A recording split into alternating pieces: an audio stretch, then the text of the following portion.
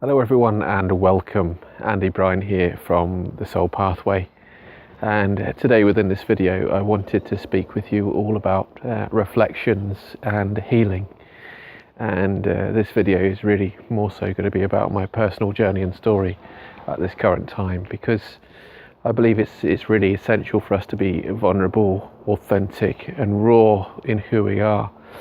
And why do I believe it's important that we do that? Because from my perspective, if we can do that with ourselves, then we can allow others to be vulnerable and authentic with themselves as well. And for me, this is what this journey is all about. Sorry about the noise, the background noise here. But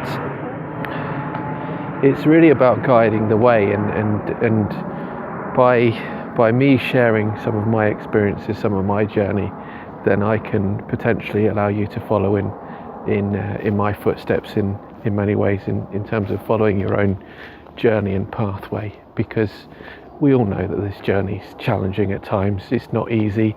It's got its ups and its downs. It's got its beautiful and joyful moments, and it's very raw and quite vulnerable moments where we feel quite deep sadness and pain. But yet there is beauty in each and every aspect of our journey. And for me, it's important for us to reflect upon that. And in many ways, this is carrying on from my video last week, where I spoke about triggers, wounds, and repeated cycles. Because triggers happen often on our journey, where we go through certain spiritual experiences. And the reason why I shared it was because I went through very much a very deep traumatic trigger, and it really hit me in the heart and the soul. And I wasn't expecting it at the time, actually, but when I did go through that experience, it really hit my deepest of wounds. And I had to reflect in those moments. And this is one of the reasons why I'm taking the week out this week, in order to reflect upon myself, my journey, and the experiences that I've gone through over the past year, you could say. Because that trigger, when it happened in the moment, caused me immense and deep sadness. And it was a pain that is, in many ways, is undescribable. It's, for me, connected with my deepest and core wounds. And in many ways, that's my wounding around love, I believe, which is in many ways allowing myself to receive love and be open to what love brings in all its beauty and capacities, whether it's complete joy and elations, or whether it's the sadness that comes with love at times. It's a full spectrum of emotions, as we know. But the truth is, on this journey, triggers are very, very real. And someone actually contacted me and said, don't use the word triggers, because that completely diminishes what people with PTSD are going through and things like that. And in all honesty, I found deep sadness in someone actually having to express that viewpoint and opinion. Then let me tell you why. Because in order to have that viewpoint and opinion, what you're actually doing is passing judgment on someone else and their journey, which I think is a real shame. So what we need to do is allow ourselves to not pass judgment on others, but really allow others to go through their own experiences, go through their own learnings and understanding, so that they can truly find themselves and who they are. And the truth of the matter is, as well, is that triggers aren't just for those people with PTSD and deep traumas. When it comes to triggers on our spiritual journeys, they can get to the very deep roots and core wounds. And these can be incredibly challenging at times. They can be incredibly challenging. So we can't disregard what they are and what it is that we're going through. We need to honour all that it is, because in all honesty, I think we've got to be honest about what we're going through. We've got to allow ourselves to feel, and no one can disregard our journey or diminish what we're going through as individuals and people. And for those people who want to do that, find yourselves the door, because the door is there. I don't want to be around people that pass judgment on me, because my journey is unique and individual to myself, and it's difficult and it's challenging at times. There's beauty and joy in every moment, but we've got to honour all that is. And when it comes to triggers are very real for each and every one of us on our journey. But if I reflect upon what I've been going through has been very, very deep. I've felt a complete soul loss. Felt like I've completely lost myself in those moments. And over this past weekend, I've had to really take stock, really look at myself and value who I am, because for me it all comes back to self-love. And what's interesting is here I am by the river, beautiful river here, and it's for me it's, if we reflect upon the river itself and honour its beauty, we can also honour ourselves and our emotions, because water is in many ways all about that flowing of emotions. Pisceans are very water-based, and they're very much emotional in the same way. Very much like each and every one of us, where we're going through deep and raw experiences.